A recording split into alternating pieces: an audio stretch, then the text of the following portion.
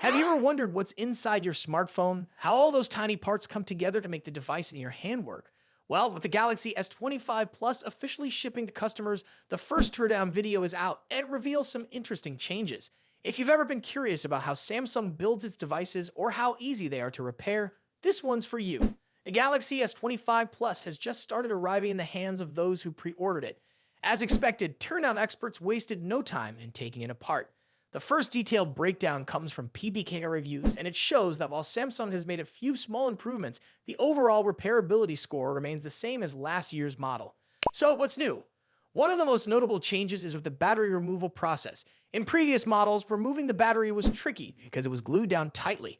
But in the S25 Plus, Samsung has added a slightly improved battery pull pouch. This means getting the battery out is a bit easier than before, which is great news for those who might need a battery replacement in the future. Taking it apart, the teardown begins by removing the SIM tray. Then heat needs to be applied to the back glass panel, which is made from Gorilla Glass Victus 2. This helps loosen the adhesive that holds the panel in place. With the right tools, the back panel can then be pried off. Once inside, the first thing you see is the key wireless charging coil, which sits over the battery. To go further, 21 Phillips screws need to be removed. These screws hold together various components, including the loudspeaker and the linear haptic feedback motor, which provides vibration feedback. Since the phone is IP68 rated, meaning it's resistant to dust and water, certain parts, like the SIM tray and speaker areas, are sealed with rubber gaskets. Inside the main board, underneath the wireless charging coil, 3 ribbon cables connect the main board to the subboard. These need to be disconnected before moving further. The main board itself holds the 3 rear cameras, 2 of which have optical image stabilization to help reduce shaky videos and blurry photos. Flipping the board over, you'll find important sensors including the ambient light sensor, which adjusts screen brightness automatically, and the proximity sensor, which turns off the screen when you hold the phone to your ear. Another interesting part of the teardown is the Snapdragon 8 Elite chip, which is Samsung's latest processor. It's covered by a graphite pad and a thermal pad, which help keep the phone from overheating. Below the processor, you'll find the RAM and storage. Bigger vapor chamber for cooling. Samsung has made a slight upgrade to the cooling system. The copper vapor chamber, which helps spread heat away from the processor, is a bit larger than the one in the Galaxy S24 Plus. This means the phone should handle heat better during heavy tasks like gaming or video editing. The bottom section. Moving further down, there's the subboard, which holds the USB Type-C charging port, primary microphone, and SIM card slot. In some regions, the phone might also have an M-Wave antenna for 5G. Putting it back together, once everything is examined, the teardown expert reassembles the phone. And despite the slight improvements in battery removal, the overall repairability score remains at 9/10, the same as last year's Galaxy S24 Plus. Could Apple's iPhone SE4 hit it out of the park, or is it more of a swing and a miss? Apple's gearing up for its big iPhone release of 2025, and no, it's not the iPhone 17 series, though that's certainly something we're all expecting. And while many are eagerly anticipating Samsung's Galaxy S25 Edge, Apple's got something else in the works. It's the iPhone SE4, a phone that's been on the minds of budget-conscious Apple fans since 2023, and it's almost here. This isn't just any regular iPhone release, it's a chance for Apple to give its more budget-conscious customers what they've been asking for: a modern iPhone SE with thin bezels, almost ready to go. Most of the key details are locked in, but there's one big question hanging in the air. To notch or not to notch? That's the million-dollar question. According to a recent update from display industry expert Ross Young, the SE4 is likely to sport a notch similar to the iPhone 14, which has made a lot of people wonder, is this really the best choice for Apple's latest budget-friendly device? This news doesn't sit well with everyone, especially not the industry leaker Evan Blass, who had hinted at a dynamic island design for the SE4. However, after Ross Young's update, Blass joked that he might need to offer refunds for his earlier prediction, confirming that the notch is here to stay.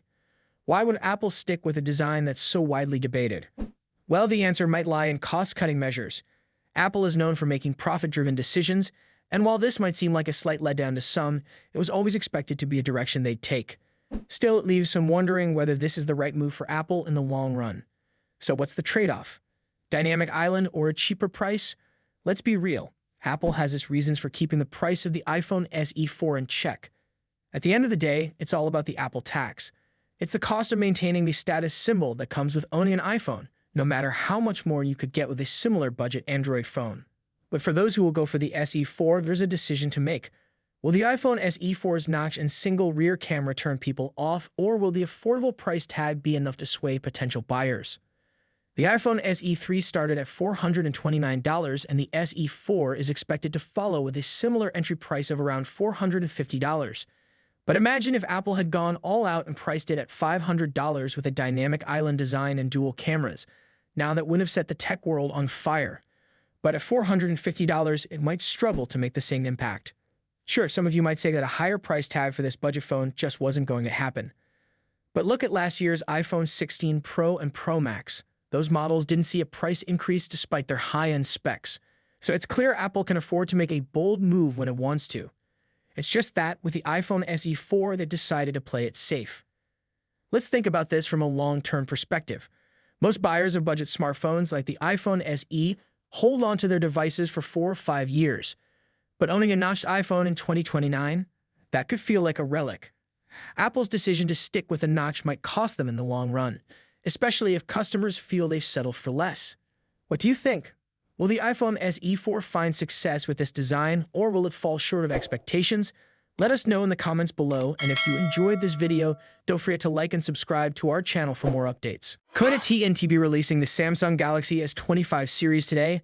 That's the question many Samsung fans are asking after a surprising leak emerged just days before the official release date. We all know that February 7th, 2025 is the scheduled launch day for Samsung's highly anticipated Galaxy S25 series. However, an unexpected twist has raised the possibility that you might be able to walk into an AT&T store right now and pick up one of these brand new smartphones. Yes, today on January 31st. Could it be true? Let's start from the beginning. On January 22nd, 2025, Samsung officially unveiled the Galaxy S25 family, consisting of the Galaxy S25, S25 Plus, and S25 Ultra. The reveal had been eagerly anticipated by Samsung fans, with months of leaks and insider information building up the excitement. Samsung had even opened up pre-orders for the new devices, and with the official release date set for February 7th, it seemed like everything was moving according to plan.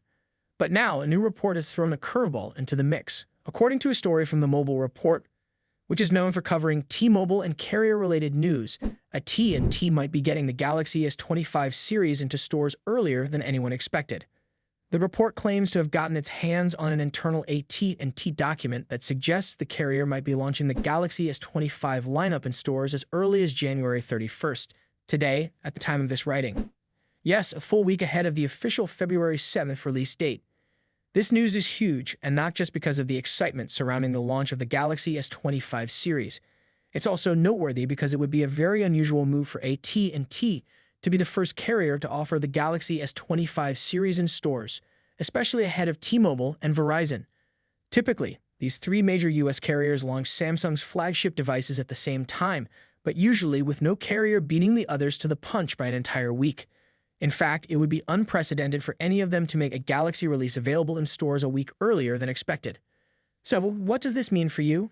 Is there a chance you could walk into an AT&T store today and leave with the Galaxy S25, S25 Plus, or S25 Ultra in hand? Well, while it's certainly an exciting prospect, there are a few things we need to keep in mind before rushing to the store. First, it's important to note that this news is based on a leaked internal document. That means there's still a possibility that this could all be a misunderstanding or even worse, a fabricated rumor. Until AT&T officially confirms this early release, we can't be entirely sure whether the report is true. However, considering the source's track record of reliable leaks, it's worth keeping a close eye on any updates from AT&T in the coming hours. Secondly, this situation is much different from the occasional early shipping of pre-order units, something that happens now and then with high-demand phones. A pre-order shipment being sent out early generally involves only a small number of customers and doesn't require much effort from carriers or manufacturers. On the other hand, a full-scale early in-store launch would require careful coordination between AT&T, Samsung, and the retail locations.